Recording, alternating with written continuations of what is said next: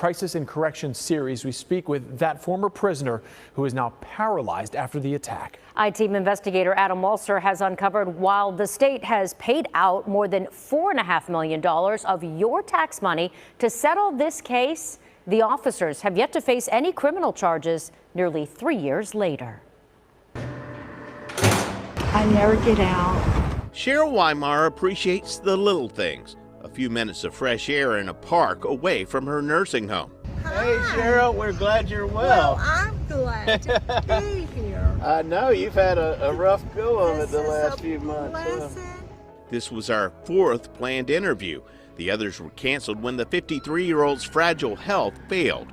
She's been hospitalized 7 times in 6 months, but this day she enjoys her favorite meal, a Big Mac. This hamburger is so delicious. Do you see the cheese and the lettuce? Feeding her is her care manager, registered nurse Gina Arsenal.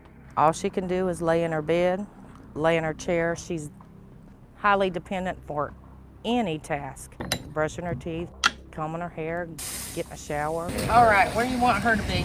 Turn around just a little bit there. I think you're in a good spot. Cheryl's arms and legs are limp and useless, but she still wants to look her best. It looks good. It gives your lips color. Every waking moment, she's in pain. I can feel my bones, and it's like somebody had took an axe and went right through me.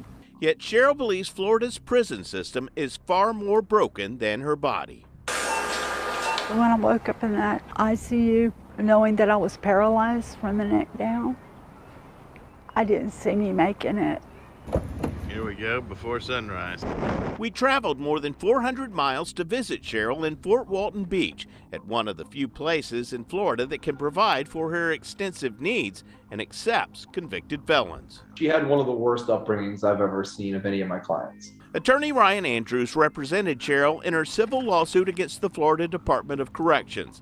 He says Cheryl may look like the girl next door in these photos, but she was abused as a child, ran away from home, turned to prostitution, and began drinking and using drugs. By her early 20s, she was homeless.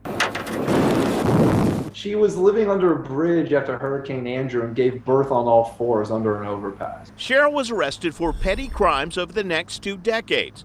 In 2014, her then-boyfriend, Stephen Horowitz, was arrested for punching Cheryl and kicking her in the ribs at this Broward County hotel. He beat her up, he got out, came back, she was afraid, stabbed him, and then she got arrested. I had to fight.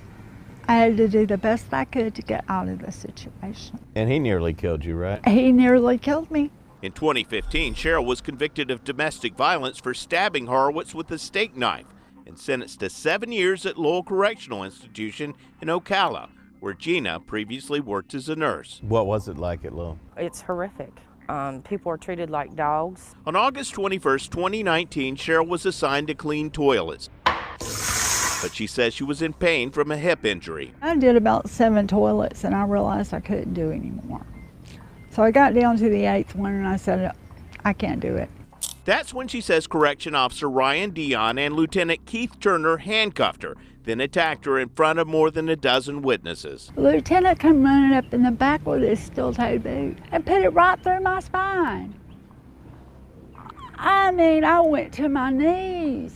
According to the lawsuit, while she was on the ground, they brutally beat her with blows to her head, neck, and back. She was elbowed and kneed in the back of her neck by at least one of her attackers, causing her to suffer a broken neck. They carried me across the dirt, the cement with my neck going both ways. The girls even said they're carrying a dead person's leg. In one of the videos, her head, her chin is touching her chest in a way that's physically impossible without a broken neck. Andrew says he can't share the disturbing videos due to a settlement agreement. Her labored breathing, her attempts at crying, it was horrible. Her begging, saying she couldn't move her extremities, I mean, it's horrific.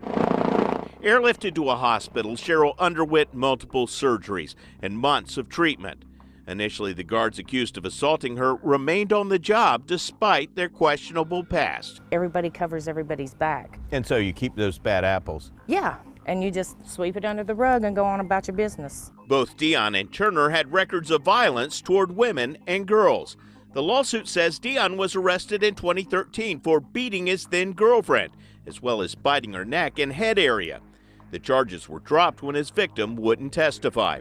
The lawsuit also alleges Lieutenant Turner showed violent, threatening, and abusive conduct toward women on dozens of inmate complaints against him. A Department of Justice investigation into the mistreatment of prisoners at Lowell says Turner was accused repeatedly of sexually abusing multiple prisoners at Lowell, but remained in his position until 2019 when he was arrested for sexually molesting 2 minor girls. Because of their histories, we are showing mugshots from previous arrests.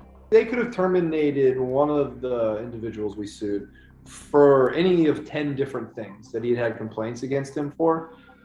They could have fired him for those. They didn't, and that gave him the opportunity to be there and do what he did to Cheryl Weimar. Transcripts show Dion and Turner asserted their Fifth Amendment rights more than 600 combined times during depositions. In their affirmative defenses, Dion and Turner filed in the lawsuit. They stated that their actions were not committed in bad faith with malicious purpose or in a manner exhibiting wanton or willful disregard of human rights or safety. Attempts to contact Dion and Turner for comment were unsuccessful. The Department of Corrections settled the lawsuit in 2020, paying $4.65 million. FDLE and the Department of Corrections spent more than 2 years investigating the beating. Their findings were turned over to the state's attorney in November, but nearly 3 years after the attack, neither officer has been charged. I mean, they have everything they need to charge these guys. When I did a crime, I had to pay for my crime. I feel as though they're not above the law. I feel as though that they should have to pay for what they've done to me. And they haven't. And they haven't. I'm I-Team investigator Adam Walser taking action for you.